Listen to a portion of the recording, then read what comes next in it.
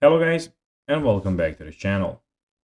Today guys, I'll be showing you how to get Uniswap transaction history. So guys, the first thing that you of course need to do is go to Google and type in Uniswap. After that, you just need to go of course connect your wallet, which you can do in the top right corner here. If you don't know how to do it, we have a separate video on our channel where you can go and learn how you can do that. But let's see what we have in front of us here.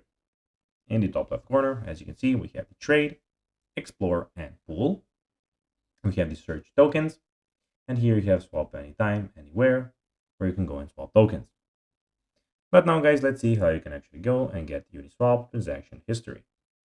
So go to the Uniswap and connect your wallet as we told you and click on activity icon.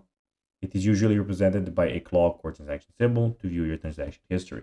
Click here, and here you have the activity and history and all of those things. Now you'll see a list of recent transactions. Click on any transaction to view more details. For additional details, you can select View on Etherscan to see the transaction on a block explorer like Etherscan.